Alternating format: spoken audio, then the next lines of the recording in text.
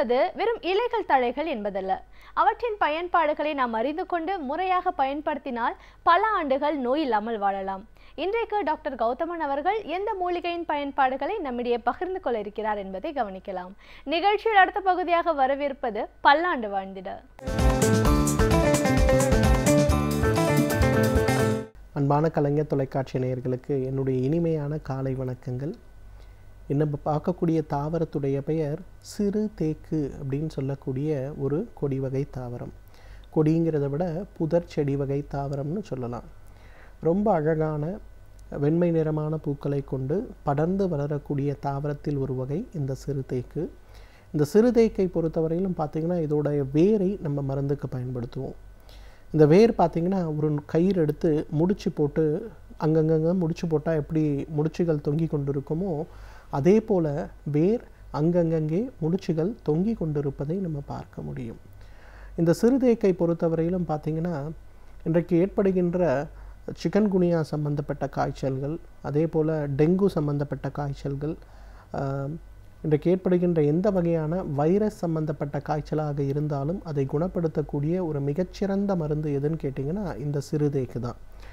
சிறுதேக்குடைய கஷாயம் காய்ச்சலை நீக்கி உடல் தேற்றியாக பயன்படுத்தப்பட்டு வந்த மிகப்பெரிய மூலிகைகளில் ஒன்று அப்படின்னு சொல்லலாம்.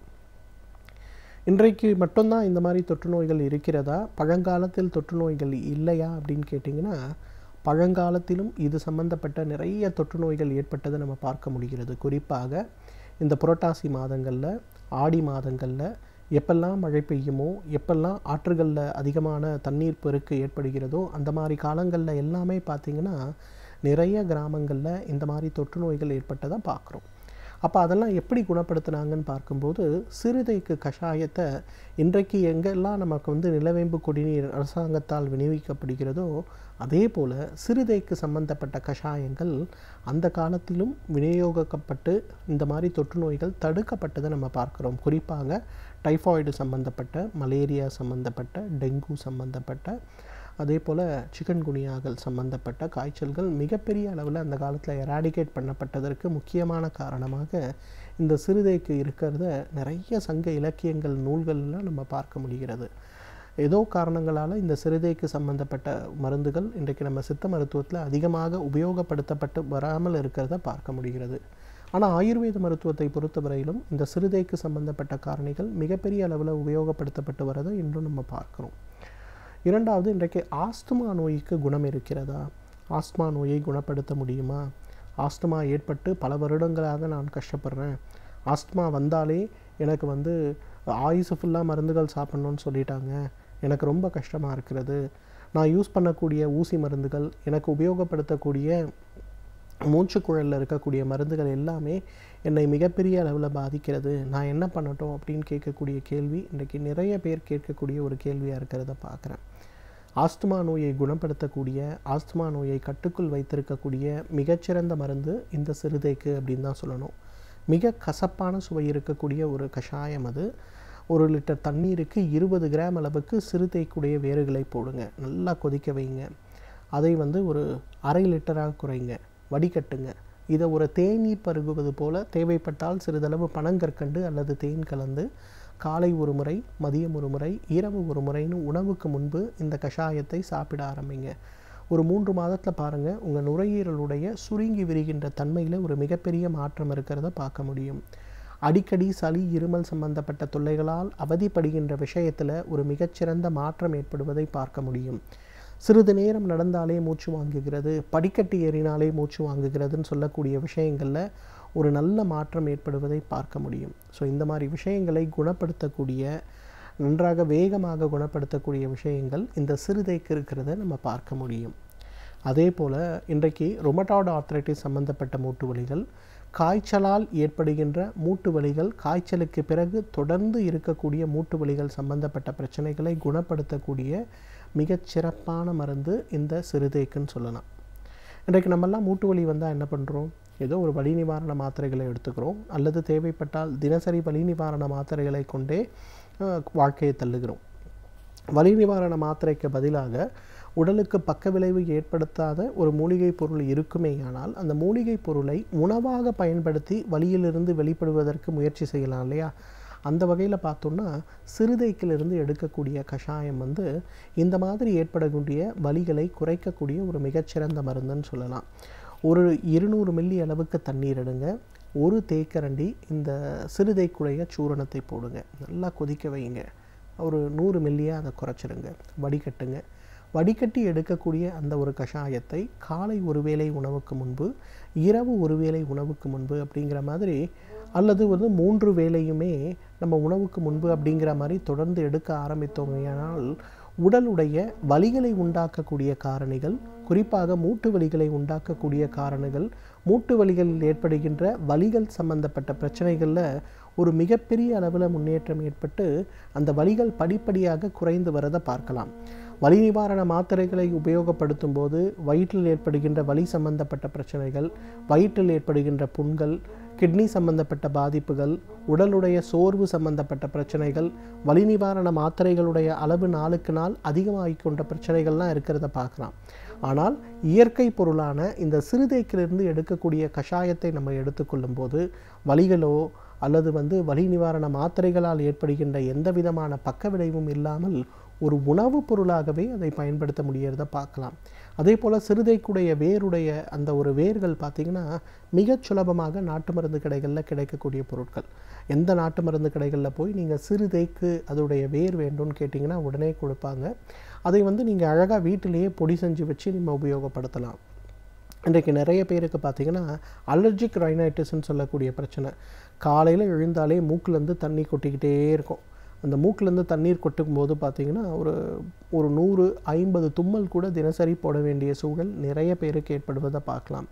ஆன்டிஹிஸ்டமின் சம்பந்தப்பட்ட மாத்திரைகள், மூக்கு ஒழுகுதை தடுப்பது கூட அலர்ஜி சம்பந்தப்பட்ட மாத்திரைகள், அதே போல் ட்ரௌசியாக இருக்கக்கூடிய அந்த நேச்சரை தடுப்பதற்கான மாத்திரைகள், இந்த மாதிரி நிறைய மாத்திரைகளை உட்கொண்டு 35-38 வயதிலேயே கிட்னி ஃபெயிலியரில் அவதிப்படக்கூடிய நிறைய பேர்களை நான் பார்க்கிறேன். அவர்களை குணமாக்கக்கூடிய, இந்த மாதிரி பிரச்சனைகளை தடுக்கக்கூடிய மிகச்சிறந்த மருந்து இந்த சிறுதேக்கு. எனவே நேயர்களே, சிறுதேக்கை பொறுத்தவரையிலும் இன்றைக்கு ஏற்படுகின்ற விஷக்காய்ச்சல் சம்பந்தப்பட்ட பிரச்சனைகளை தடுப்பதற்கு மற்றும் குணமாக்குவதற்கு, உடலில் ஏற்படுகின்ற ஆஸ்துமா சம்பந்தப்பட்ட பிரச்சனை, அலர்ஜிக் சைனசைட்டிஸ் சம்பந்தப்பட்ட பிரச்சனைகளை குணமாக்குவதற்கு, உடலில் இருக்கின்ற முடக்குவாதம் சம்பந்தப்பட்ட வலிகளை கட்டுக்குள் வைத்திருப்பதற்கு இயற்கை கொடுத்திருக்கின்ற மிகச்சிறந்த ஒரு அருமருந்து. தகுந்த மருத்துவ ஆலோசனையின் பேரில் சரியான முறைப்படி இதை உபயோகப்படுத்தி வந்தோமேயானால் நம்மாலும் பல்லாண்டு காலம் ஆரோக்கியமாக வாழ்ந்திட முடியும். சமூகத்தில் நடக்கும் நிகழ்வுகளில் நாம் கொள்ளத்தக்கவை எவை, தள்ளத்தக்கவை எவை என்பதை பற்றி இன்றைக்கும் நம்மிடையே பேச வந்திருக்கிறார் எழுத்தாளர் மனுஷபுத்திரன் அவர்கள். நிகழ்ச்சியில் அடுத்த பகுதியாக வரவிருப்பது தீதும் நன்றும்.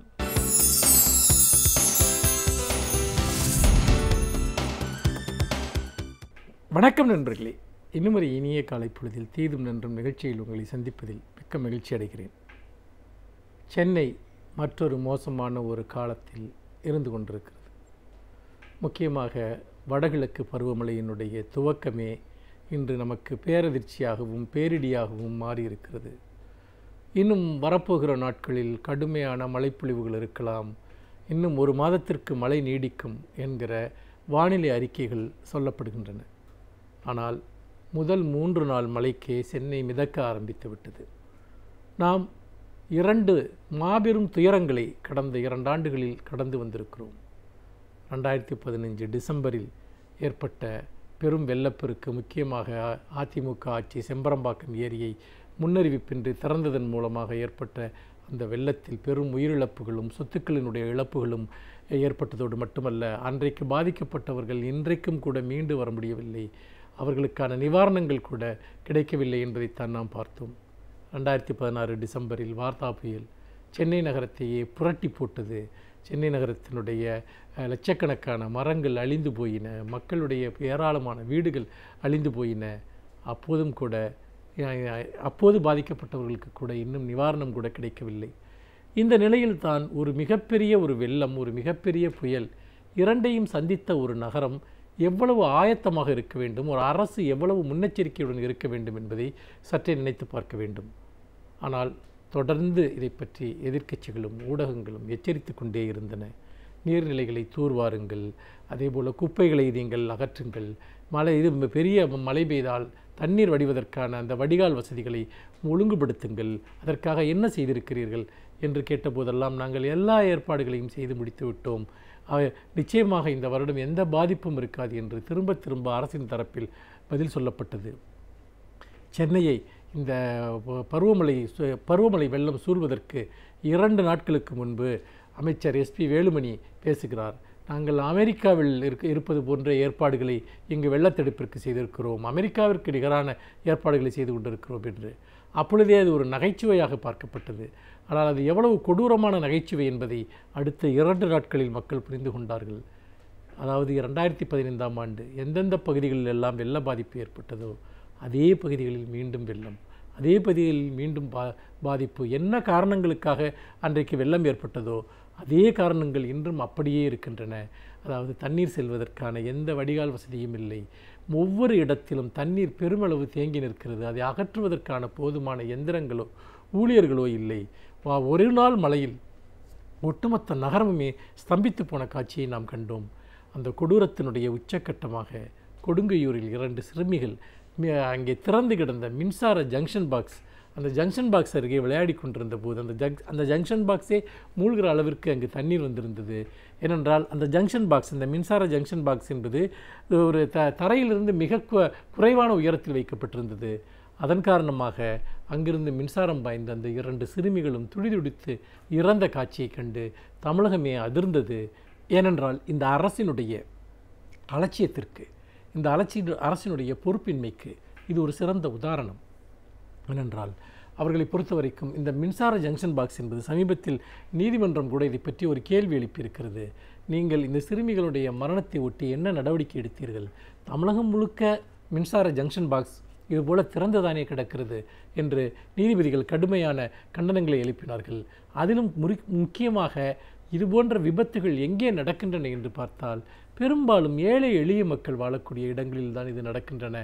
அது வெள்ளம் வருவதாக இருந்தாலும் சரி, அல்லது இது போன்ற பலிகள் ஏற்படுவதாக இருந்தாலும் சரி, எளிய மக்கள் வாழக்கூடிய பகுதிகளில் இவை உடனடியாக நடக்கின்றன. அவர்களுக்கு ஒரு வாழ்க்கை இருக்கிறது, அவர்களுக்கு ஒரு உயிர் இருக்கிறது என்பதை இந்த அரசு ஒருபோதும் நினைத்து பார்ப்பது கிடையாது. அப்படி பார்க்கிற போது தொடர்ச்சியாக இந்த 3வது ஆண்டாக நாம் இத்தகைய நெருக்கடியை சந்தித்து கொண்டிருக்கிறோம். இதற்காக ஒதுக்கப்பட்டதாக சொன்ன நிதி எங்கே போனது? குளங்களை தூர்வாருவதற்காக ஒதுக்கப்பட்ட நிதி எங்கே போனது என்பதெல்லாம் மிக முக்கியமான கேள்வி. சாலைகளை போடுவதில் முக்கியமாக கான்ட்ராக்டர்கள், அதாவது சாலை போடுவதில் எந்த அனுபவமற்ற கான்ட்ராக்டர்கள், அவர்கள் மிகப்பெரிய அளவிற்கு பணத்தை சூறையாடி இருக்கிறார்கள். தரமற்ற பொருட்களை பயன்படுத்தி இந்த சாலைகளை போட்டிருக்கிறார்கள் என்பதை இந்த ஒரு நாள் மழையில் கரைந்து காணாமல் போன சாலைகள் நமக்கு காட்டுகின்றன. ஆக இந்த நெடுஞ்ச சாலைகள் போடுவதில் நடந்த மிகப்பெரிய ஊழலுக்காக இன்று நகரமே ஸ்தம்பித்து நின்ற காட்சியை நாம் பார்த்தோம். இன்னும் வரப்போகிற மழை நாட்களிலும் கூட நாம் இந்த காட்சியைத்தான் பார்க்க போகிறோம் என்பதில் எந்தவிதமான ஒரு மாற்று கருத்தும் இருக்க முடியாது. அந்த அளவிற்கு மக்களை சித்திரவதை செய்யக்கூடிய ஒரு அரசாக இந்த அரசு மாறிவிட்டது. எடுத்ததில் எல்லாம் ஊழல், எடுத்ததில் எல்லாம் பொய் சொல்வது, இதுதான் இந்த அரசினுடைய ஒரே வாடிக்கையாக மாறிவிட்டது.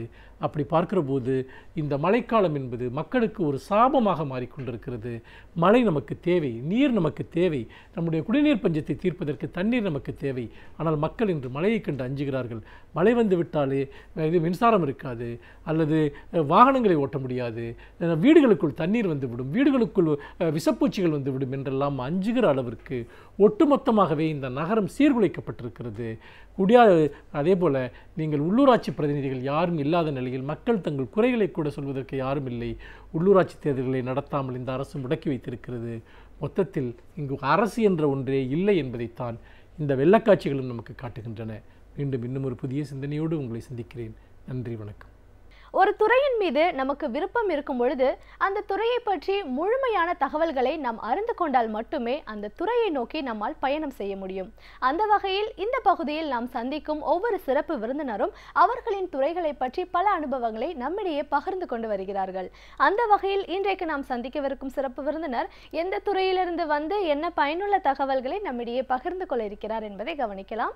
நிகழ்ச்சியில் அடுத்த பகுதியாக வரவிருப்பது சிறப்பு விருந்தினர்.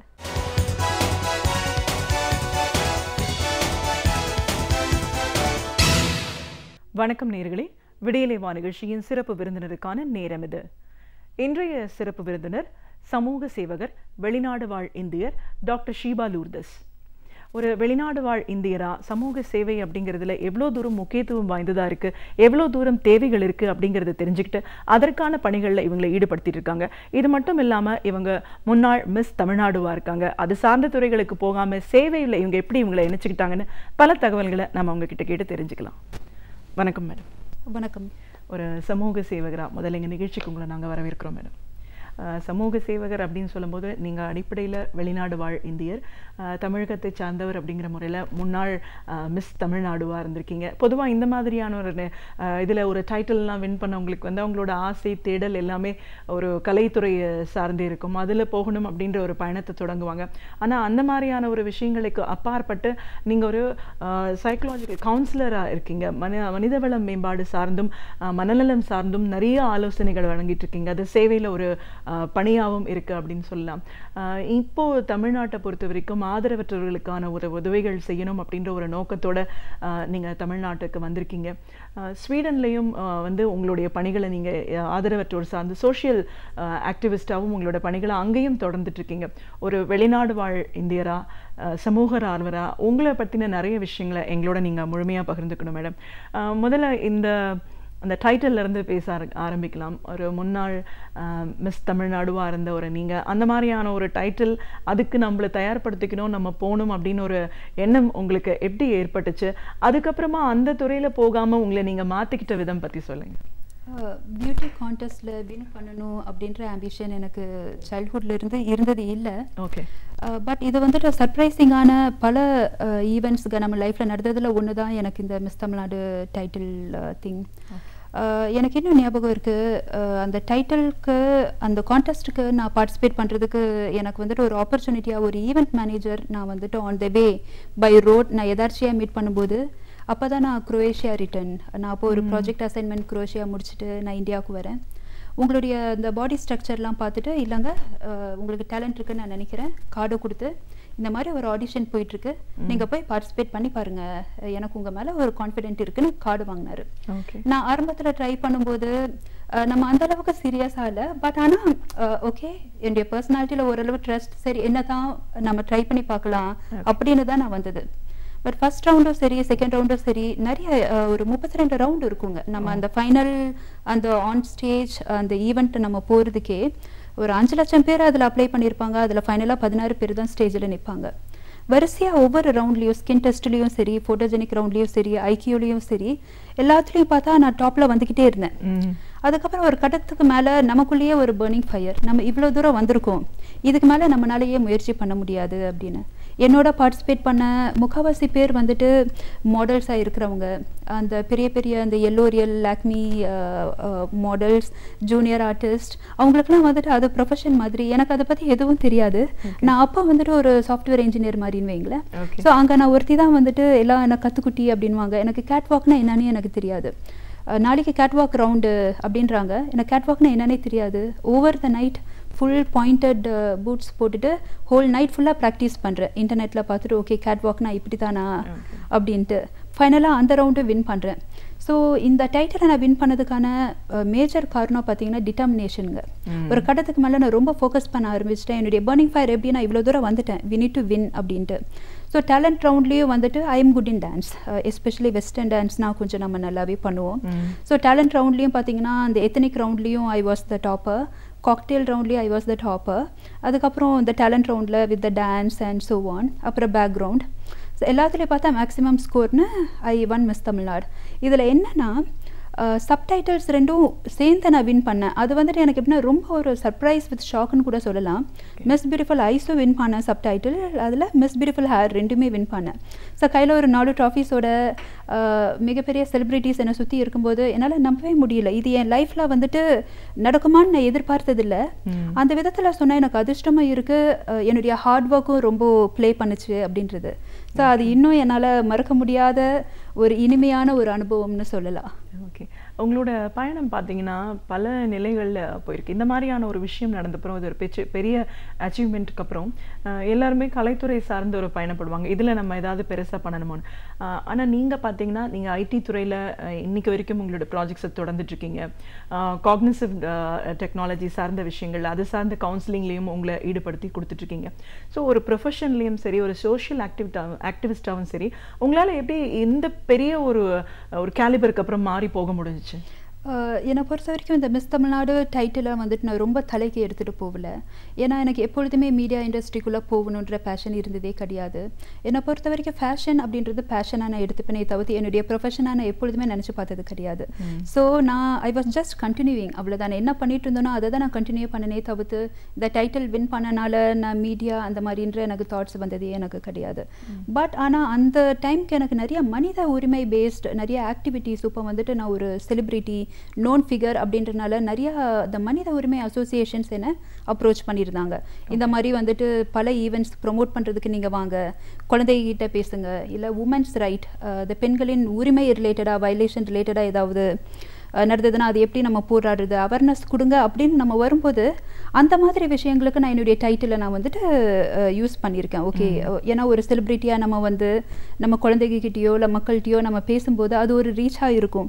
ஸோ அந்த மாதிரி ப்ரொமோ பேசிஸ்க்கு யூஸ் பண்ணியிருக்கேனே தவிர்த்து எப்பொழுதும் ப்ரொஃபஷன் மேபி எனக்கு அந்த மாதிரியான ஒரு ஆம்பிஷன் இல்லாதனாலையோ என்னமோ தெரில, எனக்கு எப்பொழுதுமே தோணதில்லை. ஸோ ஃப்யூச்சர்லேயும் எனக்கு எப்பொழுதுமே எனக்கு தோணாது. ஓகே, இப்போது சமூக சேவகர் அப்படிங்கிற முறையில் நிறைய விஷயங்களில் உங்களோட பணிகளை நீங்கள் வந்து விரிவடைய செஞ்சு இன்னைக்கு வரைக்கும் தொடர்ந்துட்டுருக்கீங்க. அப்படின்னும் போது நீங்கள் இந்த இந்தியாவை பொறுத்தவரை நீங்கள் ஒரு NRI ஸ்வீடனில் தான் இருக்கீங்க. தமிழ்நாடு பொறுத்த வரைக்கும் உங்களோட பணி நிமித்தமாக நீங்கள் வந்து போயிட்டுருக்கீங்க. அப்படின்னும் போது நம்ம நாட்டை பொறுத்த வரைக்கும் தமிழ்நாட்டில் இந்த மாதிரியான ஒரு பிரச்சனைகளோடு இருக்காங்க, அவங்களுக்கான தேவைகள் என்னவா இருக்குது அப்படிங்கிறத புரிஞ்சுக்கிட்டு உங்களோட பணிகளை செஞ்சுக்கிட்டு இருக்கீங்க. என்னை பொறுத்த வரைக்கும் எப்போ நான் தமிழ்நாடு நான் வந்தாலும் அதுக்கு ஒரு நோக்கம் எப்பொழுதுமே இருக்குங்க. ஸ்வீடனில் ஒரு ரெட் கிராஸ்ன்ற ஒரு மிகப்பெரிய இன்டர்நேஷ்னல் அசோசியேஷன் மூலமாக உள்ள பார்டர் இன்ஸ்பெக்ஷன் கண்ட்ரோல் ஸ்வீடனை தாண்டுற அகதிகளுக்கெல்லாம் வந்துட்டு கவுன்சிலிங் நாங்கள் கொடுப்போம். ரொம்ப வந்துட்டு டெடிக்கேட்டடான ஒரு டீம். சில அகதிகள்லாம் வந்துட்டு அந்த போர் பயத்திலேயே இருப்பாங்க, நம்மளை வந்துட்டு கொலை பண்ணுறதுக்கும் தயாராக இருக்கிற மாதிரி. ஆனால் மக்களெல்லாம் பார்த்து அவ்வளோ தூரம் நம்ம ரிஸ்க் எடுத்து நம்ம வந்துட்டு இன்னொரு நாட்டுக்கு சேவை செய்யும்போது என்னுடைய தாய்மண், நான் வந்துட்டு பிறந்தது இந்தியா, நான் என்னுடைய நேட்டிவ் ஃபுல்லாக கோயம்புத்தூர் தமிழ்நாடு. அப்படி இருக்கும்போது என்னால் வந்துட்டு ஏன் பண்ண முடியாது அப்படின்றதுனால தான் வந்துட்டு முழுக்க நான் எங்கே எப்படி யூரோப் முழுக்க இது வரைக்கும் நான் 32 கண்ட்ரி ட்ராவல் பண்ணியிருக்காங்க. எங்கே எப்படி ட்ராவல் பண்ணாலும் ஃபைனலாக நம்ம ஒன்று வந்துட்டு சாதிக்கணும், நம்ம வந்துட்டு நம்மளுடைய சர்வீஸை ஹோல் ஹார்ட்டடாக நம்ம ஸ்கில்ஸை டெடிகேட் பண்ணணும் அப்படின்னா என்னுடைய இடம் எப்பொழுதுமே தமிழ்நாடு. தமிழ்நாட்டை பொறுத்த வரைக்கும் நம்ம பிரச்சனைக்குன்னு பேசினா நிறையா பேசலாங்க. அது சில பிரச்சனைகள் வந்துட்டு பேசக்கூடிய நிலையில் நான் இல்லை, ஏன்னா நான் அரசியல்லையோ அந்த மாதிரியோ கிடையாது. ஆனால் என்னுடைய துறை சார்ந்து சொல்ல போனோம்னா நம்ம மக்களுக்கு ஒரு கரெக்டான கவுன்சிலிங் வேணுங்க. அது மன ரீதியாக மட்டும் கிடையாது. இப்போ பொலிட்டிக்கலாக என்ன லா, எந்த லா வந்துட்டு இருக்குது, ஜென்ரலி நிறைய பேருக்கு வந்துட்டு இந்த மாதிரியும் வந்துட்டு லா இருக்குது, இப்படியும் நம்ம வந்துட்டு யூஸ் பண்ணிக்கலாம் அப்படின்னு தெரியாமல் அறியாமையிலே வாழ்ந்துட்டு இருக்காங்க. ஸோ அது மனோதத்துவ முறையில் மட்டும் இல்லை, நம்ம மக்களுக்கு பல வகையில் கவுன்சிலிங் தேவைப்படுது. இப்போ அண்டர் ஏஜ்டு குழந்தைகளுக்கு இப்போ ரீசெண்டாக ஜூலை 27 அப்துல் கலாமுடைய 2வது நினைவு நாளுக்கு ஒரு ஃபங்க்ஷன் நாங்கள் கண்டக்ட் பண்ணியிருந்தோம். அந்த ஃபங்க்ஷனில் ஒவ்வொரு குழந்தைகளும் நீங்கள் பார்த்தீங்கன்னா அவங்கள சுற்றி என்ன நடக்குதுன்னே தெரியாது, அவங்களுடைய வாழ்க்கையை ஒரு வட்டம். பட் அந்த மாதிரி இருக்கக்கூடாது. நம்ம குழந்தைகளுக்கும் வந்துட்டு பல அவேர்னஸ் நம்ம கொடுக்கணும். வளர்ந்த மக்களுக்கு தான் வந்துட்டு லா யூஸ் ஆகணும்ட்டு இல்லையே. ஸோ இந்த மாதிரி பல சர்வீஸ்க்கு என்னால் முடிஞ்ச அளவுக்கு நான் தமிழ்நாட்டுக்கு தரணும்னு ஆரம்பத்துலேருந்து நினச்சிட்டு இருக்கேன். அது என்னுடைய பேஷனுங்க, சைல்ட்ஹுட் ஆம்பிஷன்ஸ். அது ஃப்யூச்சரில் கடைசி வரைக்கும் வந்துட்டு நான் அப்படி தான் வந்துட்டு ப்ரொசீட் பண்ணுவேன். இன்ஃபேக்ட் நான் ஒவ்வொரு ஆப்பர்ச்சுனிட்டிக்கும் எப்பொழுதுமே எதிர்பார்த்துக்கிட்டே இருப்பேன். அஸ் அ சோஷியல் ஆக்டிவிஸ்ட்டாக நான் அடுத்த லெவலுக்கு எப்படி போவேன், அடுத்த லெவலில் நம்ம சொசைட்டிக்கு நம்ம என்ன பண்ண முடியும், நம்ம எப்படி ரோல் மாடலாக இருக்க முடியும், நம்மளை பார்த்து எப்படி. இப்போ எனக்கு வந்து ரோல் மாடல் இருக்கார், நான் அப்துல் கலாம் சாரை ஃபாலோ பண்ணுவேன், நான் பெரியாரிஸ்ட்டும் கூட. ஸோ அந்த மாதிரி ஓகே நம்மளை ஒரு ரோல் மாடலாக வச்சுட்டு இன்னொருத்தர் ஃபாலோ பண்ணுற அந்த ஒரு ஸ்டேட் நம்ம வர்றது பெரிய விஷயங்க. அந்த ஒரு மன நிம்மதி எதுலேயுமே வராதுங்க. ஸோ நான் அந்த லெவலுக்கு எப்பொழுதுமே டார்கெட் பண்ணி அந்த இலக்கை நோக்கி போய்கிட்டே இருக்கேங்க. ஓகே, நீங்கள் இந்த சர்வீஸில் மட்டும் இல்லாமல் நீங்கள் ஒரு எழுத்தாளராகவும் இருக்கீங்க, புத்தகம் எழுதிருக்கீங்க. நீங்கள் பார்த்த விஷயங்களோட ஒரு தாக்கம் கூட உங்களோட ஒரு படைப்பு உருவாக ஒரு காரணமாக இருக்கலாம். இப்போ சமீபத்திய உங்களுடைய புத்தகத்தை பற்றி சொல்லுங்கள். இப்போ நான் எழுதிட்டு இருக்கிறது முழுக்க முழுக்க தத்துவம் சார்ந்த ஒரு புத்தகம், ஃபிலாசபி அப்படின்னு சொல்லலாம். அது இது வரைக்கும் வாழ்க்கையில் எனக்குள்ள அனுபவம், என்னை சுற்றி இருக்கவங்க சார்ந்த அனுபவங்கள் எல்லாத்தையும் சேர்த்து வாழ்க்கைனா இதுதான் இருக்கிறத நம்ம வந்துட்டு எப்படி நம்ம அக்செப்ட் பண்ணிக்கக்கூடிய ஒரு மனநிலையை நம்ம உருவாக்கிக்கணும் அப்படின்ற ஒரு பேஸ் பண்ண ஒரு புத்தகம் தான் அது. கூடிய சீக்கிரம் அது பப்ளிஷ் ஆகும். அதுக்கு ரொம்ப ஒர்க் ஹார்ட் பண்ணிகிட்ருக்கோம். ஸ்பான்சர்ஷிப்லாம் ஆல்மோஸ்ட் முடிஞ்சிச்சு. பட் இந்த புக் பப்ளிஷ் ஆகும்போது எனக்கு வந்துட்டு என்னுடைய லைஃப்பில் ஒரு மேஜரான ஒரு சாட்டிஸ்ஃபேக்ஷன் இருக்கும். அது காரணம் என்னென்னா, இது வரைக்கும் நான் போட்ட உழைப்பு, நான் இது வரைக்கும் பார்த்த அனாலிசிஸ், அது ஓவராலாக அது நான் வந்துட்டு என் புக்கில் நான் எழுதியிருப்பேன். அது வந்துட்டு மக்களுக்கு ரொம்ப யூஸ் ஆகுன்றதை நான் நம்புகிறேன். நான் அந்த நாளுக்காக நான் வெயிட் பண்ணிகிட்ருக்கேன். என் புக்கு பப்ளிஷ் ஆகி என் கையில் அதை பார்க்குற அந்த நாளுக்காக நான் இந்த நிமிஷமும் வெயிட் பண்ணிகிட்ருக்கேன். நீங்கள் ஸ்வீடனில் இருக்கும்போதும் சமூக சேவையில் உங்களை முழுமையாக ஈடுபடுத்திட்டு உங்களை பயணப்பட்டுருக்கீங்க. ஆரம்பத்திலே சொன்னீங்க அகதிகளாக வந்தவங்கள ஒரு பெரிய அழுத்தம் இருக்குன்னு. ஒரு சைக்காலஜிஸ்டாக ஸ்வீடன் வாழ் மக்கள் என்ன மாதிரியான ஒரு அடிப்படை பிரச்சனையோடு இருக்காங்க? அதுக்கு உங்களோட தேவை எவ்வளோ தூரம் முக்கியத்துவம் வாய்ந்ததாக இருக்குது? ஸ்வீடனை பொறுத்த வரைக்கும் வந்துட்டு நமக்கு தெரிஞ்சதெல்லாம் high quality of life, free education, free medical system, அவ்வளோதான். ஆனால் இப்போ எங்களை மாதிரி ஆட்கள் அங்கே அவ்வளவு கோராக சொசைட்டியில் இன்வால்வ் ஆகி சர்வீஸ் பண்ணுற எங்களுக்கு தான் தெரியும், ஸ்வீடன் வந்துட்டு one of the most depressed rate country. ஏன்னா நிறைய சூசைட் அட்டெம்ப்ட் இருக்கும். மெயின் ரீசன் மக்கள் இண்டிபெண்ட்டாக தனியாளாக இருப்பாங்க. கொலாபரேஷன், இன்ட்ராக்ஷன் ரொம்ப கம்மியாக இருக்கும். மேஜராக வின்டர் கண்ட்ரி. எங்கே வந்துட்டு சன் ரொம்ப கம்மியாக இருக்குது, டார்க்லேயே வாழ்கிற மக்கள் ஒரு கட்டத்தில் வந்துட்டு ஆங்ஸைட்டிக்கு போயிடுவாங்க. அவங்களுக்கு பேச்சுவார்த்தை கூட மக்கள் கிடையாது. அங்கே 65 வயசு லேடி அப்படின்னா கூட வந்துட்டு ஹஸ்பண்ட் பாய் ஃப்ரெண்ட்லாம் இருக்க மாட்டாங்க, தனியாக இருப்பாங்க, இண்டிபெண்ட்டாக இருப்பாங்க. ஆனால் அவங்க டிப்ரெஸ்ட் ஆகிட்டாங்கன்னா அவங்களோட உட்காந்து பேசுகிறதுக்கு ஆள் இருக்காது. ஸோ என்னுடைய மேஜர் கான்ட்ரிபியூஷனை அப்படின்னு கேட்டால் சமாரிட்டன்ஸ்னால் அவங்கள வந்துட்டு ஒரு வாலண்டியராக ஒருத்தர் வந்துட்டு பிரச்சனையில் இருக்கும்போது அந்த பிரச்சனையை கேட்குறதுக்கு ஒரு மனிதர் இருந்தாலே அவங்களுடைய சூசைடை நம்ம வந்துட்டு அவாய்ட் பண்ணிக்க முடியும். நம்மளால அவங்க பிரச்சனைக்கு சொல்யூஷன் தர முடியும் அப்படின்றது கிடையாது. ஆனால் அந்த டைமுக்கு ஒரு ஹெல்பிங் ஹேண்டாக அவங்களோட இருந்து, ஓகேங்க இப்படிங்களா, கவலைப்படாதீங்க, இந்த விஷயம் எல்லாம் சரியாகும் அப்படின்ட்டு நம்ம ஒரு லைவ் இல்லுஸ்ட்ரேஷன் வச்சுக்கிட்டு, ஒரு எக்ஸாம்பிளை வச்சுக்கிட்டு அவங்களுக்கு நம்ம சொல்லும்போது அவங்களுடைய மைண்டை வந்துட்டு அப்படியே இலகும். அப்புறம் ரீஹாபிலேஷன் சென்டர்ஸ், நிறைய குடிப்பழக்கத்தில் இருக்கிறவங்க, ஸ்மோக்கை வந்துட்டு கண்ட்ரோல் பண்ணாதவங்க, அந்த மாதிரி ஆட்களுக்கும் எங்களுடைய பணிகள் ரொம்ப ரொம்ப தேவைப்படுது. ஏன்னா ஒருத்தர் வந்து திடீர்னு ரொம்ப ஸ்மோக் பண்ணுறவங்களாவோ, செயின் ஸ்மோக்கராவோ இல்லை ட்ரங்காடோ ஆகிட முடியாது. அதுக்கு மேஜரான காரணம் என்னென்னா, அவங்க லைஃப்பில் ஏதாவது ஒரு விஷயம் அவங்கள ரொம்ப பாதிச்சிருக்கும். அந்த விஷயம் என்னென்னு அவங்களுக்கே தெரியாது, அவங்களுடைய ஆள் மனசில் தான் தெரியும். ஸோ எங்களை மாதிரி எக்ஸ்பர்ட்ஸ் தான் அவங்களுடைய சப்கான்ஷியஸ் மைண்டில் வந்துட்டு என்ன ஸ்பார்க், அந்த ஸ்பார்க் எப்படி டெலீட் பண்ண முடியும், அதை எப்படி சரி பண்ண முடியும் அப்படின்றது. அதாவது ஒரு எக்ஸ்பர்ட் இல்லைன்னா அது ரொம்ப கஷ்டம். நம்ம பேசிக்கிட்டே இருக்கிறது வேற, அவங்கள உணர வைக்கிறது வேற. ஒரு மனுஷன் தன்னைத்தானே உணர்ந்து, ஓகே இதுதான் நம்மக்கிட்ட பிரச்சனை, இதை நம்ம சால்வ் பண்ணணும்னு நினச்சா மட்டும்தான் எந்த விஷயத்தையும் நம்மளால் மாற்ற முடியும். ஸோ அந்த மாதிரியான வேலைகளில் என்னுடைய பணி எப்பொழுதுமே வந்துட்டு யூரோப்பில், ஸ்வீடன் மட்டும் இல்லை, யூரோப்பில் பல நாடுகளில் அது இருந்திருக்கு. ஓகே, வெளிநாடுகளில் பணி செய்கிறதுக்கும் இங்கே இந்தியாவை பொறுத்த வரைக்கும் தமிழ்நாட்டிலையும் நீங்கள் சோஷியல் சர்வீஸ் பண்ணிகிட்ருக்கீங்கன்னும் போது எந்த மாதிரியான ஒரு ஒப்பீடுகள் இருக்குது? ஸ்வீடனில் பண்ணுற எங்களுடைய பணிகளை வந்துட்டு கவர்மெண்ட் ஆதரிக்கும். அதை நான் ரொம்ப உணர்ந்திருக்கோம். பணம் விஷயத்துலேயும் சரி, ஓவரால் பட்ஜெட்டிங் பிளானிங்லேயும் சரி. இப்போ நாங்கள் வந்துட்டு ஒரு பணி செய்கிறோன்னா எங்களை வந்துட்டு ப்ராப்பராக ட்ரெயின் பண்ணி, அது வந்துட்டு கவர்மெண்ட்டுடைய வேலை. ஒருத்தர் வந்துட்டு சைக்காலஜிஸ்ட்னு சொல்லி வந்தாலும் அவங்க வந்துட்டு டக்குன்னு போய் அகதிகளை பார்த்து அந்த கவுன்சிலிங்லாம் கொடுத்துட முடியாது. அவங்களுக்கு ட்ரைனிங் கொடுப்பாங்க, அதுக்கு சில சர்டிஃபிகேஷன்ஸ் இருக்குது. சில ட்ரைனிங் முடிச்சவங்களுக்கு கவர்மெண்ட் பணம் தராங்க. அவங்க வந்துட்டு இந்த ஒரு எஜுகேஷனை வளர்த்துக்கிறாங்க அப்படின்றதுக்காக. பட் இங்கே நான் என்ன ஃபீல் பண்ணேன்னா, நாங்கள் பண்ணுற பல பணிகள் நாங்கள் தனியாளாக நின்று பண்ண வேண்டியதாக இருக்குது. கவர்மெண்ட்டை நோக்கி ஹெல்ப் கேட்டு பண்ணக்கூடிய விஷயங்கள் பண்ணலாம். பட் பல இடையூறுகளை தாண்டி பண்ணி முடிக்கிற மாதிரி இருக்கே தவிர, அதுக்கு நாங்களே அதாவது பண விஷயத்துலேயும் சரி, பிளானிங்லேயும் சரி, ஒரு ப்ராப்பர் ஸ்ட்ராட்டஜியை நாங்களே வந்துட்டு யூஸ் பண்ணிட்டு பண்ணுற மாதிரி இருக்குது.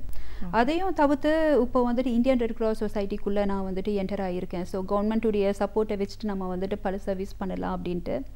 ஸோ இது வரைக்கும் கவர்மெண்ட்டுடைய ஹெல்ப் நான் பண்ண விஷயங்கள்ல கிடைச்சதில்லை.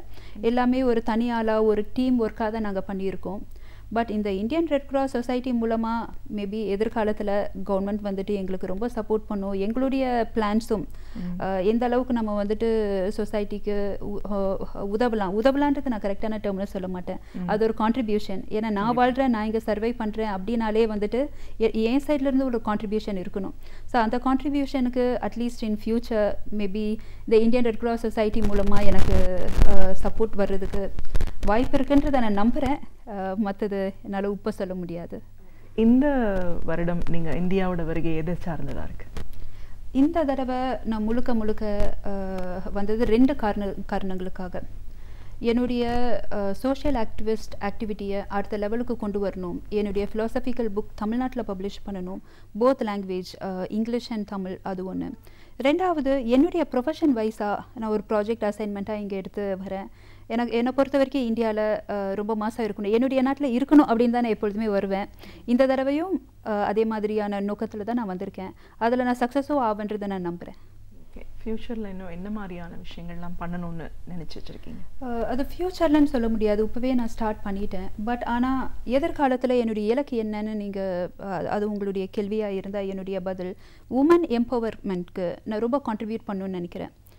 உமன் லீடர்ஸ் ஆல்ரெடி இப்போ எமர்ஜிங் ஆகிட்டு இருக்காங்க, முதல் மாதிரி இல்லை. உமன் லீடர்ஸ் நீங்கள் எங்கே பார்த்தாலும் பார்ப்பீங்க. பட் அது இன்னும் ஒரு படி மேலே வரணும். அதாவது சில இடங்களில் பார்த்திங்கன்னா சில பெண்களுக்கு நல்ல நாலேஜ் மேலே வந்துக்கிட்டே இருக்காங்க. இன்னும் சில இடங்களில் பார்த்திங்கன்னா பெண்களுக்கு அந்தளவுக்கு ரீச் இல்லை, நாலேஜ் இல்லை. இப்படியெல்லாம் ஒரு லா இருக்கானே தெரியாது. இப்போ ஒரு சிம்பிளான ஒரு கேஸ் என்னென்னா, ஒரு பொண்ணு சொல்லுது 5 வருஷம் நான் ஹஸ்பண்டை விட்டு பிரிஞ்சிருக்கேன், பணம் இல்லை, 2 குழந்தைகளோடு இருக்கேன். சரிம்மா என்ன பண்ண, டிவோர்ஸ் வாங்கினியா? ஓ, டிவோர்ஸ் வாங்கினா நான் நிறையா வக்கீல் அந்த பணம்லாம் கொடுக்கணும். சரி, பையன்ட்டு ஏதாவது மெயின்டெனன்ஸ் கேட்டியா? ஹஸ்பண்ட் பணம் கொடுக்கணும்ல, ஸோ அதை எதாவது பண்ணியா? ஓ அப்படியா, அதை நான் ஃபைல் பண்ணணுமா? அதை நான் எங்கே போய் ஃபைல் பண்ணுறது? அது என்ன லான்னு கேட்குறாங்க.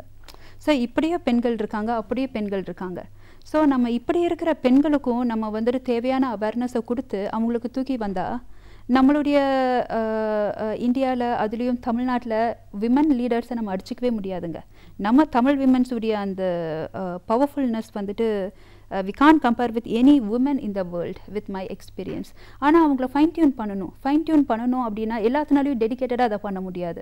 பட் எங்களை மாதிரி இன்ட்ரெஸ்ட் உள்ள ஆட்கள் வந்துட்டு அதுக்கு கொஞ்சம் டைம் செலவழித்து அதை பண்ணால் நிச்சயமாக சக்ஸஸ்ஃபுல்லாக வரும் அப்படின்றது ஒரு விஷயம்.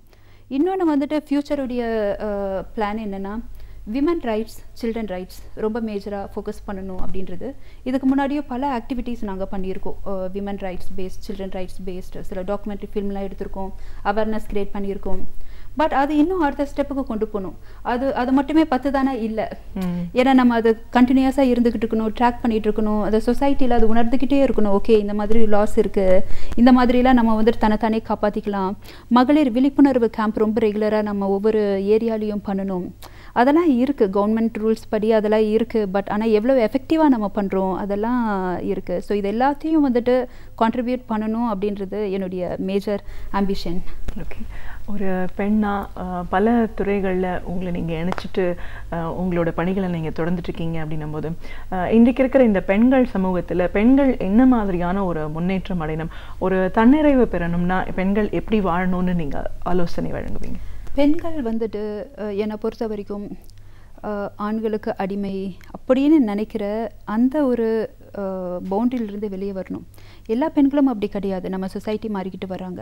பட் அதையும் மீறி சில பெண்கள் பார்த்திங்கன்னா, என்னுடைய இடம் அடுப்படியில் தான், இதுதான் என்னுடைய வேலை, என்னால் தனியாலாக இதை செய்ய முடியாது, அதை செய்ய முடியாதுன்னு நினைக்கிறாங்க பாருங்கள். அந்த லெவலை விட்டு வரணும். அவங்களுக்கு வாய்ப்பு கிடைக்கும்போது தான், என்னை பொறுத்த ஒரு பிரின்சிபலுங்க, ஒரு பறவையை கூட அது வந்துட்டு பறக்க ஆரம்பிக்கும் போது தான் அது எவ்வளோ தூரம் பறக்க முடியும் அப்படின்றது அந்த பறவைக்கு தெரியும். ஸோ அவங்களுக்கு வந்து வாய்ப்பு கிடைக்காம இருக்கிற வரைக்கும் என்னால் எவ்வளோ தூரம் சாதிக்க முடியும் அப்படின்றது பெண்களுக்கு தெரியாது. ஆனால் அவங்களுக்கு ஒரு வாய்ப்பை நம்ம உருவாக்கி கொடுத்தோம்னா, இல்லை அந்த ஒரு வாய்ப்பை அவங்களே தேடி எடுத்துக்கிட்டாங்க அப்படின்னா அவங்களுக்கே தெரிஞ்சிடும், ஓகே இவ்வளோ தூரம் நம்மளால் பண்ண முடியுமா அப்படின்ற அந்த ஒரு அது உள்ளேருந்து வர்ற அந்த விழிப்புணர்வுங்க. அதை வந்துட்டு வெளியேருந்தும் நம்ம ட்ரிகர் பண்ணலாம். சில பெண்களுக்கு வந்துட்டு ஆட்டோமேட்டிக்காக இப்போ சில ஈவெண்ட்ஸ் எல்லாம் பார்த்துட்டு இந்த ஷோவாக கூட பார்த்துட்டு அது ஒரு ட்ரிகர் ஆகலாம். ஸோ அதுதான் என்னுடைய குறிக்கோளாக எப்பொழுதுமே இருந்திருக்கு. ஸோ இந்த மாதிரி விஷயங்களில் பெண்கள் கொஞ்சம் ஃபார்வர்டாக வந்து நல்லா யோசிக்க ஆரம்பித்தாங்கன்னா பல விஷயங்களை சாதிக்கலாங்க. உங்களுடைய பணிகள், நீங்கள் இந்தியா வந்ததுக்கான காரணம், இதெல்லாம் பற்றி பேசும்போது இன்னும் ஒரு சிறப்பு சொல்லணும் அப்படின்னா, நீங்கள் வந்து உங்கள் ஒரு ஃபுல் பாடி டொனேட் பண்ணியிருக்கீங்க.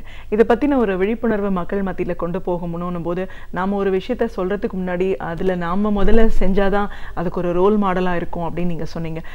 இந்த மாதிரியான ஒரு விஷயம் எப்படி உங்களுக்கு ஏற்பட்டுச்சு? இதை பற்றின ஒரு விழிப்புணர்வை எவ்வளோ தூரம் கொண்டு போயிட்டுருக்கீங்க? ஆரம்பத்தில் ஃபுல் பாடி டொனேட் பண்ணணும் அந்த மாதிரியான தாட்டோ இல்லை எனக்குள்ளே ஒரு ட்ரைவோ இருந்ததில்லை. நான் மற்ற ஆக்டிவிட்டீஸில் தான் ஃபோக்கஸ் பண்ணிட்டு இருந்தேன். பட் ஆனால் நம்ம ஒரு கட்டத்தில் மற்றவங்ககிட்ட ப்ரொமோட் பண்ண ஆரம்பிக்கும் போது பிளட் டொனேட் பண்ணுங்கள், இது வந்துட்டு ரொம்ப அவசியம் அப்படின்னு வரும்போது முதல்ல நான் அதை செஞ்சேனா என்னுடைய பாடி ஆர்கன்ஸை நான் வந்துட்டு டொனேட் பண்ணுறதுக்கு ரெஜிஸ்டர் பண்ணேன்னு யோசித்தேன். இப்போ நம்ம செய்யாத ஒரு விஷயங்களுக்காக நம்ம இன்னொருத்தரை மோட்டிவேட் பண்ணும்போது அவங்க மோட்டிவேட் ஆக மாட்டாங்க. நம்ம ரோல் மாடலாக இருந்தால் மட்டும்தான் பீப்புள் நம்மளை வந்துட்டு ஃபாலோ பண்ண ஆரம்பிப்பாங்க, நம்ம வேர்ட்ஸ்க்கு வந்துட்டு வேல்யூ பண்ண ஆரம்பிப்பாங்க.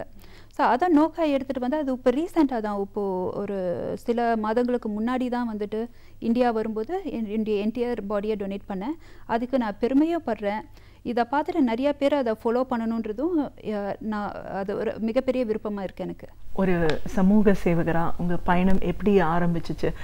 ஏன்னா அடிப்படையில் பார்த்தீங்கன்னா நீங்கள் ஒரு என்ஆர்ஐ, ஸ்வீடன் வாழ் தமிழர். ஆனால் சமூக சேவை அப்படிங்கிறதுல உங்களை முழுமையாக எப்படி ஈடுபடுத்திக்கிட்டீங்க? இதெல்லாம் குறிப்பிட்டு சொல்லணும் அப்படின்னும் போது நீங்கள் ஒரு முன்னாள் மிஸ் தமிழ்நாடு, இந்த மாதிரியான ஒரு விஷயம், ஒரு அனுபவம், ஒரு செலிபிரிட்டி அப்படின்ற அந்தஸ்துக்கு அப்புறம் எல்லாரும் கலைத்துறையை நோக்கி பயணப்பட்டு இருக்கிற இந்த காலகட்டத்தில் சமூக சேவை அப்படிங்கிறது ஒரு மையமாக எடுத்துட்டு குழந்தைகள், பெண்கள், அவங்களுக்கான ஒரு மறுவாழ்வு, ஆதரவற்றவர்களுக்காக உதவி செய்யணும் அப்படின்ற ஒரு பணிகளில் உங்களை ஈடுபடுத்திருக்கீங்க. மனித வளம், மனம் சார்ந்த ஆலோசனைகள் எவ்வளோ தூரம் தேவையாக இருக்குது, அதில் சரியான முறையில் வரும்போது தான் ஒரு வாழ்க்கை முழுமையடையும் அப்படிங்கிறதுக்காக ஸ்வீடன்லேயும் சரி தமிழ்நாட்டிலையும் சரி பல நிலைகளில் உங்களை இணைச்சிக்கிட்டு அவங்களுக்கான ஒரு பணிகளை நீங்கள் செஞ்சுட்ருக்கீங்க. உங்களோட அனுபவங்கள் சார்ந்த பல விஷயங்களை எங்களோட நீங்கள் பகிர்ந்ததுக்கு நன்றி. வணக்கம். பல அனுபவங்களை நாம் பெற வேண்டுமென்றால் நூல்களை படித்தாலே போதும் என்கிறார் சுபவீர பாண்டியன் அவர்கள். நாம் படித்து அறிந்து கொள்ள வேண்டிய பல நூல்களிலிருந்து பல தகவல்களை அழகாக தொகுத்து இனிமையாக இன்றைக்கும் வழங்க வந்திருக்கிறார். அவற்றை கவனிக்கலாம். நிகழ்ச்சியில் அடுத்த பகுதியாக வரவிருப்பது ஒன்றை சொல் நன்றி சொல்.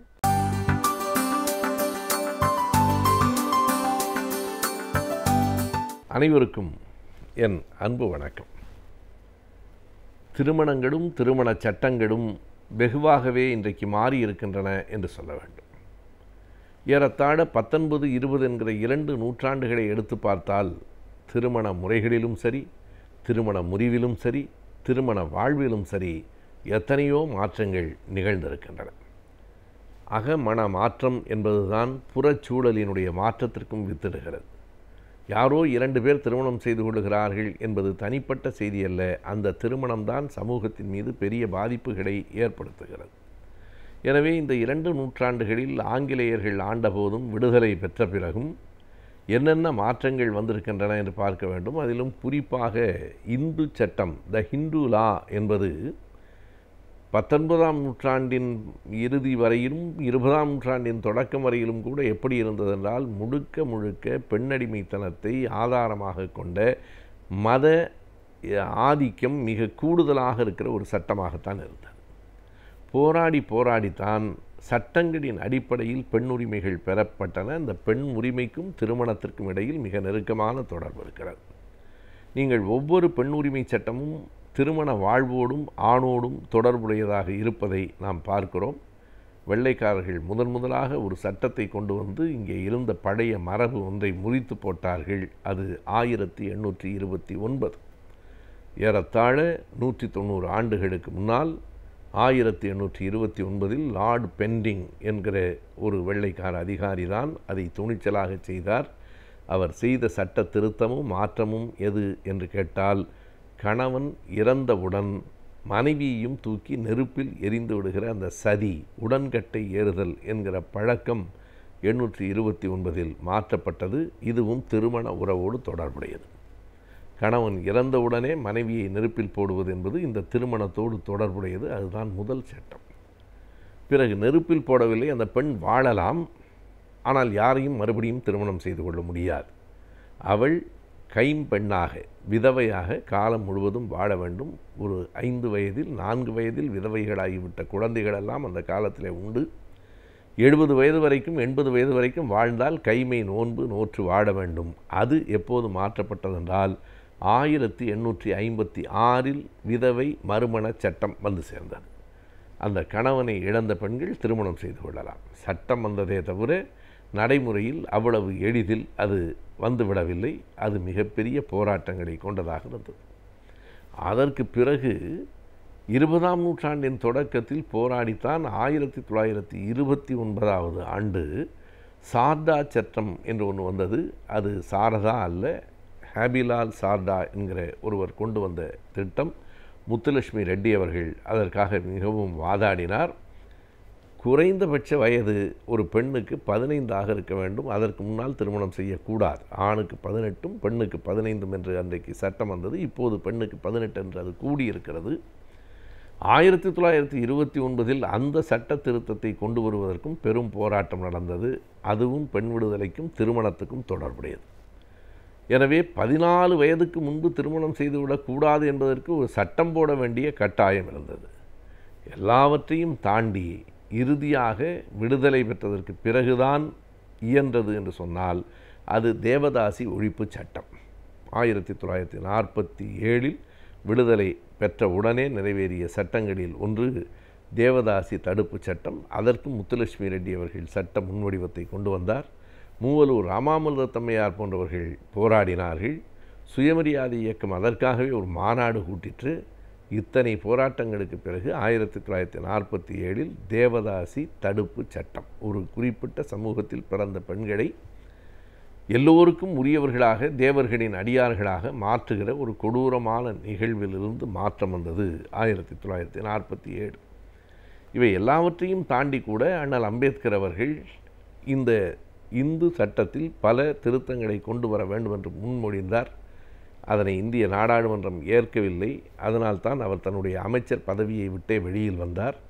அவர் வெளியில் வந்ததற்கு பிறகு அவர் சொன்ன திருத்தங்கள் பல 1955 ஏற்றுக்கொள்ளப்பட்டது. அந்த சட்டம் மிக முக்கியமானது. ஹிந்து மேரேஜஸ் ஆக்ட் 1955 என்பது. அந்த சட்டம்தான் பல தார மணத்தையும் பல புருஷ மணத்தையும் தடுத்தது. அதற்கு முன்னாலெல்லாம் ஒரு பெண் தான் இன்னொருவனை திருமணம் செய்து கொள்ளக்கூடாதே தவிர ஒரு ஆண் எத்தனை பெண்களை வேண்டுமானாலும் திருமணம் செய்து கொள்ளலாம் என்கிற பலதார மனம் இருந்தது. இந்த 1955 ஆண்டு திருமண சட்டம்தான் அப்படி ஒரு பெண் கணவன் இருக்கிற போது மற்ற ஆண்களையோ, ஒரு ஆண் மனைவி இருக்கிற போது மற்ற பெண்களையோ திருமணம் செய்து கொள்ளக்கூடாது. அப்படி செய்து கொண்டால் இந்திய தண்டனை சட்டம் 494, 95 கீழ் அவர்களுக்கு தண்டனை உண்டு என்பது அப்போதுதான் நிறைவேற்றப்பட்டது. இப்படி படிப்படியாக இந்த திருமணங்கள் பற்றிய சட்டங்கள், அதை ஒழுங்குபடுத்துதல் என்பது தொடர்ந்து நடந்து கொண்டே இருக்கிறது. இன்னமும் நடக்க வேண்டியவைகள் இருக்கின்றன. இவற்றினுடைய உச்சமாக 1967 அறிஞர் அண்ணா அவர்கள் தமிழகத்தின் முதலமைச்சராக பொறுப்பேற்றதற்கு பிறகு கொண்டு வந்த சுயமரியாதை திருமண சட்டத்தை நாம் சொல்ல வேண்டும்.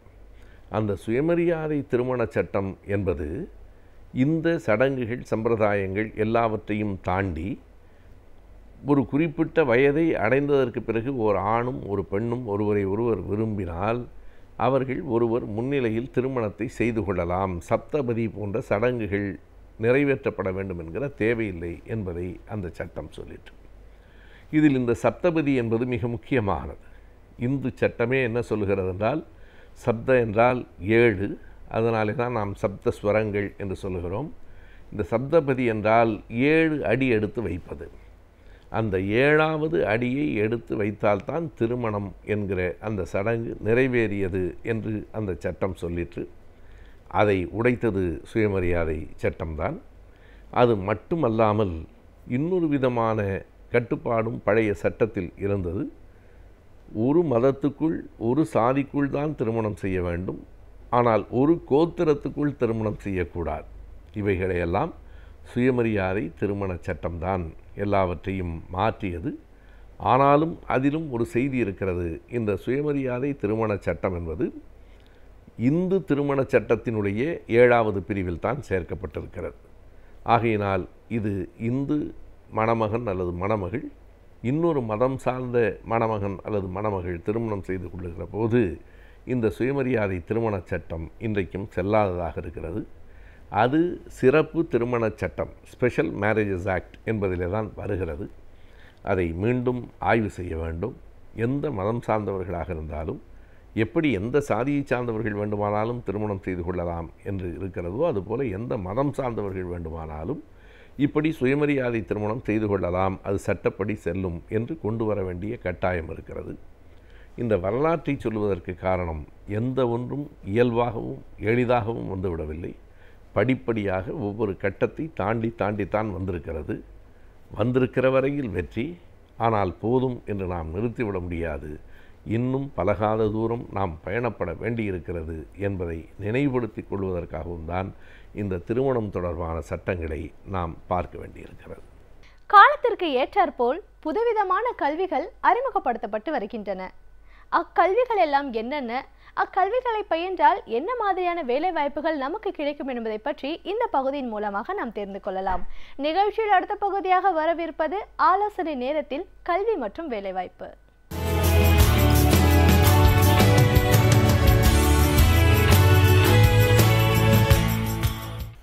வணக்கம். நம்ம இந்த ஆலோசனை நேரம் நிகழ்ச்சியில் தொடர்ந்து IAS IPS தேர்வுகள் குறித்து பார்த்துக்கிட்டே வந்திருக்கிறோம். அதுபோக இந்த ஆலோசனை நேரம் நிகழ்ச்சியில் நம்ம அரசு அந்த கல்வி இளங்கலை பட்டம் முதுகலை பட்டம் பெற்ற இளைஞர்கள் அரசு வேலை, அரசு சார்ந்த நிறுவனங்கள், பொதுத்துறை நிறுவனங்கள், இதில் இருக்கக்கூடிய வேலை வாய்ப்புகள் என்னென்ன, அது போன்ற ஆர்கனைசேஷன்ஸில் அமைப்புகளில் வேலைக்கு பணிக்கு செல்ல வேண்டும் என்றால் என்ன மாதிரியான தேர்வுகள் நடக்கின்றன, அந்த தேர்வு முறை என்ன, அது குறித்து நம்ம தொடர்ச்சியாக பேசிகிட்டே வந்தோம். அதில் அந்த வகையில் நம்ம IAS தேர்வுகள் பற்றி, முதல்ல IFS தேர்வுகள் பற்றி பேசினோம். அப்புறம் UPSC நடத்தக்கூடிய பல தேர்வுகள் பற்றி பேசினோம். அப்புறம் IAS தேர்வுகள் பற்றி பேசினோம். அதில் கடந்த நிகழ்ச்சியில் நம்ம IAS தேர்வுகளில் இந்த நேர்முகத் தேர்வு அப்படின்னு சொல்லக்கூடிய ஆளுமை தேர்வில் என்ன மாதிரியான ஆளுமை தேர்வுகள் இருக்கும், அதனுடைய அமைப்பு எப்படி இருக்கும் அப்படிங்கிறது குறித்து நாம் பேசினோம்.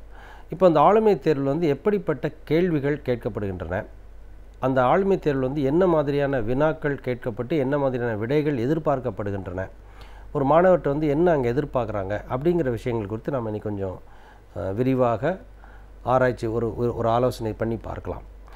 இப்போது ஆளுமை தேர்வு அப்படின்னு சொல்லும்போது அது ஒரு மாணவருடைய அல்லது ஒரு நபருடைய ஆளுமையை பரிசோதிக்கக்கூடிய ஒரு தேர்வு அப்படின்னு சொல்கிறோம்.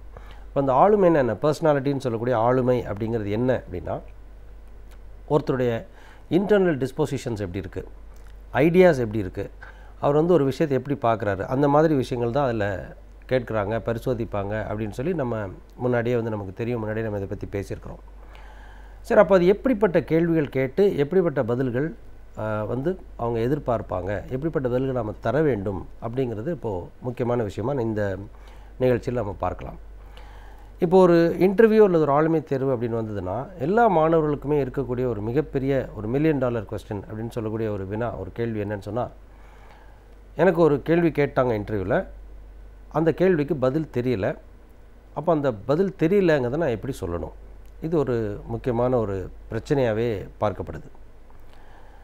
இரண்டாவது, ஒரு சில மாணவர்கள் என்ன கேட்பாங்க அப்படின்னா, ஒரு இன்டர்வியூ அப்படின்னு எடுத்துக்கிட்டோம்னா அதில் அந்த இன்டர்வியூ போர்டு கேட்கக்கூடிய அனைத்து கேள்விகளுக்கும் நான் விடையளிக்க வேண்டுமா, அப்படி அதில் 1-2 வினாக்களுக்கு விடை தெரியாமல் போகும் பட்சத்தில் நான் என்ன செய்வேன், இது இரண்டாவது மிகப்பெரிய கொஸ்டின். மூன்றாவதாக, ஒரு இன்டர்வியூ போர்டில் நிறைய கேள்வி கேட்குறாங்க. முதல்ல ஒரு 5-6 கேள்விகள் கேட்கப்படும் போது அந்த கேள்விக்கான விடையை நான் கொடுத்து விட்டேன். ஒரு விடையை நான் கொடுக்குற போது எனக்கு தன்னம்பிக்கை கூடுது. ஓகே, எனக்கு இது தெரியுது, நான் அதில் ப்ரிப்பேர் பண்ணியிருக்கிறேன். அப்போ எனக்கு அந்த தெரிஞ்ச விஷயங்கள் கேட்குறாங்க, நான் ஒரு நம்பிக்கையோடு பதிலளிக்கிறேன். எனக்கு பாசிட்டிவாக இன்டர்வியூ போர்டு மாறுது. ஆனால் இடைப்பட்ட ஒரு 7வது 8வது கேள்வி அப்படின்னு வரும்போது அந்த கேள்விகளுக்கான விடை எனக்கு தெரியலை, அல்லது எனக்கு ஒரு அன்கம்ஃபர்டபுள் ஏரியா, அது எனக்கு வந்து ஒரு பழக்கம் இல்லாத இந்த ஏரியாவில் எனக்கு கேள்வி வேண்டாம், இந்த பகுதியில் எனக்கு வினா வரக்கூடாது அப்படின்னு நான் வேண்டிக் கொண்டு இருந்த ஒரு பகுதியிலேருந்து வினாக்கள் வந்து விழுகின்றன. அந்த வினாக்கு வந்து எனக்கு பதில் தெரியலை, நான் இப்போ என்ன பண்ணணும்? இப்போ நான் அந்த கேள்விக்கு பதில் தெரியலன்னு நான் சொல்லிவிடுவேன். அப்படி ஒரு கேள்விக்கு பதில் தெரியலன்னு சொல்கிறேன், அடுத்த கேள்விக்கு பதில் தெரியலன்னு சொல்கிறேன், 3வது கேள்விக்கு பதில் தெரியலன்னு சொல்லும்போது அந்த இன்டர்வியூ போர்டோட ரியாக்ஷன் எப்படி இருக்கும், அந்த ரியாக்ஷனை நான் எப்படி சமாளிக்கணும், இது அடுத்து 3வது இருக்கக்கூடிய ஒரு கேள்வி. இந்த 3வது கேள்வியில் தொடர்ச்சியாக இன்னொரு கேள்வி மாணவர்களுக்கு என்ன இருக்கும் அப்படின்னு சொன்னால், நான் தெரியலேன்னு சொல்லி அந்த போர்டு ரியாக்ட் பண்ணிட்டாங்கன்னா மறுபடியும் என்னுடைய தன்னம்பிக்கையை எப்படி நான் ஊட்டிக்கொள்வது? அந்த இடத்துல நான் தனியாக இருப்பேனே, என்னை சுற்றி போர்டு மெம்பர்ஸ் இருப்பாங்க, நான் அந்த இன்டர்வியூ போர்டில் ஒரு தனி ஆளாக நான் இருப்பேனே, அப்போ என்னுடைய நம்பிக்கையை நான் எப்படி வளர்த்து கொள்வது? இது அடுத்து இருக்கக்கூடிய ஒரு 4வது முக்கியமான ஒரு கேள்வி. ஸோ இது எல்லாமே வந்து ஒரு ஒன்றுக்கொன்று தொடர்புடைய ஒரு கேள்விகளாக இருக்கின்றன. அடுத்ததாக 5வது ஒரு மாணவருக்கு நேர்முக தேர்வு குறித்த ஒரு பயத்தில் இன்னொன்று என்ன வருது அப்படின்னா, ஒரு கேள்வி கேட்குறாங்க, அந்த கேள்விக்கு நான் விடை கொடுக்குறேன், அந்த விடையை நான் எப்போது நிறுத்த வேண்டும்? ஒரே வார்த்தையில் பதில் சொல்லணுமா, இல்லைன்னா நான் வந்து தொடர்ச்சியாக பேசிகிட்டே இருக்கணுமா? அந்த பதிலை நான் எப்போது நிறுத்த வேண்டும்? என்னுடைய விடை அப்படிங்கிறது, என்னுடைய பதில் அப்படிங்கிறது வந்து எங்கே நிற்கும்? இது ஒருத்த முக்கியமான 5வது கேள்வி. 6வதாக இன்டர்வியூவில் இன்னொரு கொஸ்டின் என்ன மாணவர்களுக்கு இருக்குது அப்படின்னு சொன்னால், எல்லாம் சரிதான் சார், நான் வந்து ஒரு கேள்வி கேட்டாங்க, அந்த கேள்விக்கு பதில் சொல்லிட்டேன், ஆனால் எனக்கு என்ன சந்தேகம் வருதுன்னா, நான் கூறிய விடை சரியான விடை தானா? ஏன்னா முக்கியமாக இந்த ஒப்பீனியன் பேஸ்டு கொஸ்டின்ஸ் அப்படின்னு சொல்கிறேன், அந்த கருத்துக்களை கேட்கக்கூடிய வினாக்கள். இப்போ இந்தியா பாகிஸ்தான் உறவை பற்றி நீங்கள் என்ன நினைக்கிறீங்க, இந்த ஜல்லிக்கட்டு இஷ்யூவை பற்றி நீங்கள் என்ன நினைக்கிறீங்க அப்படின்னு ஒரு ஒப்பீனியன் பேஸ்ட் கொஸ்டின் கேட்டாங்கன்னா, நான் என்னுடைய கருத்தை எப்படி சொல்ல வேண்டும்? என்னுடைய கருத்தை நான் ஒரிஜினலாக என்ன நினைக்கிறேன்னா அதை தான் சொல்லணுமா, இல்லைன்னா நான் வந்து அந்த போர்டுக்கு என்ன வேணுமோ அதை சொல்ல வேண்டுமா? பெரும்பாலும் மாணவர்கள் என்ன நினைக்கிறாங்கன்னா, நான் போர்டுக்கு உள்ள கருத்து தான் நம்ம சொல்லணும் அப்படின்னு நினைக்கிறாங்க. இதெல்லாம் பார்த்திங்கன்னா ஒரு சீரீஸ் ஆஃப் கொஸ்டின்ஸ். இந்த கேள்விகளுக்கான ஒவ்வொரு கேள்விக்கான விடையும் நம்ம முதல்ல இருந்து ஒன்று ஒன்றா சீரியஸாக எடுத்து பார்க்கலாம். இப்போ முதல்ல வந்து நான் 2வதாக சொன்ன கேள்வியை முதல்ல கேள்வியாக எடுத்துக்கிறேன். ஒரு இன்டர்வியூக்கு போகிறேன், அந்த மாணவர் இன்டர்வியூவில் போய் உட்கார்ந்த உடனே அவருக்கு ஒரு கேள்வி கேட்கப்பட்டால் ஒரு மெம்பர் வந்து எத்தனை கேள்வி கேட்டாலும் அத்தனை கேள்விக்கும் நான் விடையளிக்க வேண்டுமா அப்படிங்கிறது வந்து ஒரு முக்கியமான ஒரு கொஸ்டினாக இருக்கு இல்லையா? அதற்கு நான் என்ன சொல்கிறேன் அப்படின்னா, நீங்கள் எந்த ஒரு மாணவருமே ஒரு இன்டர்வியூக்கு போகும்போது ஒரு விஷயம் நல்லா யோசிச்சுக்கணும், கேள்விகள் இன்டர்வியூ போர்டிலேருந்து வர்றது, அந்த கேள்விக்கு பதில் அளிக்கணுமா வேண்டாமாங்கிறது உங்கள் கண்ட்ரோலில் இருக்கக்கூடிய ஒரு விஷயம். அது எப்போவுமே உங்கள் கண்ட்ரோலில் தான் இருக்கணும். இப்போது பொதுவாக நான் சொல்லக்கூடிய விஷயங்கள், என்னுடைய மாணவர்களுக்கு நான் சொல்லக்கூடிய விஷயங்கள் என்னென்னா, ஒரு இன்டர்வியூக்கு போகிறீங்கன்னு சொன்னால் அதை வந்து நீங்கள் ஒரு இன்டர்வியூ, எனக்கு இந்த இன்டர்வியூ ஒழுங்காக பண்ண வேலை கிடைக்கும் அப்படிங்கிற மாதிரி எடுக்காமல், ஒரு சாதாரண டிஸ்கஷன், உங்கள் குடும்பத்தில் இருக்கக்கூடிய எல்டர்ஸ், உங்கள் அப்பா, பெரியப்பா, மாமா, சித்தப்பா, மாமா, தாத்தான்ற மாதிரி ஒரு 5-6 பெரிய மனிதர்கள் இருக்கிறாங்க, அவங்க கூட ஒரு சீரியஸான டிஸ்கஷனில் நீங்கள் இருக்கிறீங்க, உங்களுடைய குடும்ப விஷயத்தை பற்றியோ அல்லது உங்கள் சொந்தக்காரங்க விஷயத்தை பற்றியோ ஏதோ பேசுகிறீங்க, அதில் சீரியஸான டிஸ்கஷன் போயிட்டுருக்கு. அந்த மாதிரியே ஒரு இன்டர்வியூவை பாருங்கள். இப்போ அப்படி ஒரு சீரியஸான டிஸ்கஷன், எல்லாருமே வந்து உங்களுடைய கருத்தை வந்து சீரியஸாகவே கேட்பாங்க அப்படிங்கிற ஒரு நிலை இருக்கிற போது நாம் என்ன பண்ணுவோம்? கேள்விகள் வந்து விழுகிற போது முதல்ல கேள்வியை 3ஆக பிரிப்போம். இந்த கேள்விக்கு நான் கட்டாயம் பதில் சொல்ல வேண்டுமா? ஆமாம், கண்டிப்பாக நான் பதில் சொல்ல வேண்டிய கேள்விகள்.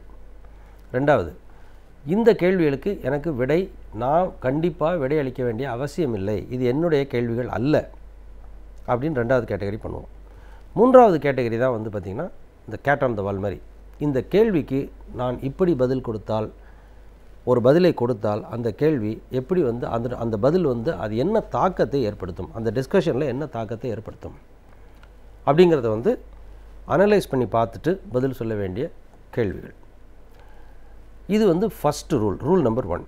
ஸோ எல்லா கேள்விக்கும் பதில் சொல்லுமான்னு கேட்டால் என்னுடைய பாயிண்ட், எல்லா கேள்விக்கும் நீங்கள் பதில் சொல்ல வேண்டிய அவசியம் கிடையாது. எந்த கேள்விக்கு பதில் சொல்லணுங்கிறது நீங்கள் முடிவு பண்ணுங்கள்.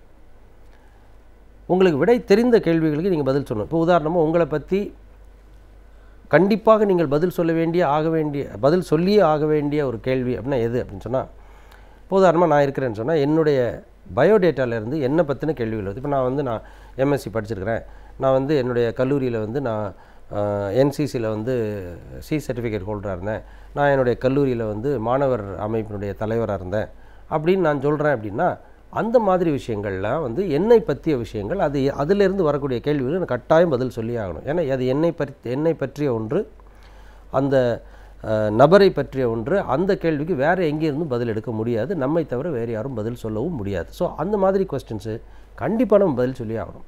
இப்போது ஐஏஎஸ் இன்டர்வியூவில், ஐஏஎஸ் தேர்வுகளில், ஆளுமை தேர்வில் வந்து பெரும்பாலும் சில மாணவர்களுக்கு வந்து சில கேள்வி கேட்குறாங்க. நீ வந்து உன்னுடைய விருப்ப பாடமாக ஏன் அந்த பாடத்தை தேர்ந்தெடுத்தாய்? உதாரணமாக ஒருத்தர் வந்து பப்ளிக் அட்மினிஸ்ட்ரேஷன் எடுத்துருக்கிறேன் அப்படின்னு சொன்னார்னா, ஏன் நீ விருப்ப பாடமாக பப்ளிக் அட்மினிஸ்ட்ரேஷன் தேர்ந்தெடுத்தாய் அப்படின்னு கேட்டால், இதுக்கு நீ வேறு எங்கேயும் பதில் சொல்ல முடியாது, நீங்கள் பதில் சொல்லி ஆகணும்.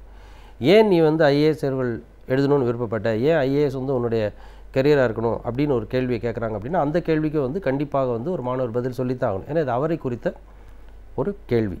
இந்த கேள்விக்கான பதிலை வந்து நம்ம வேறு யார்கிட்டையும் தள்ளவும் முடியாது, அந்த பொறுப்பை வேறு யார்கிட்டையும் நம்ம கொடுக்கவும் முடியாது, அந்த பொறுப்பு நம்மளுடையது.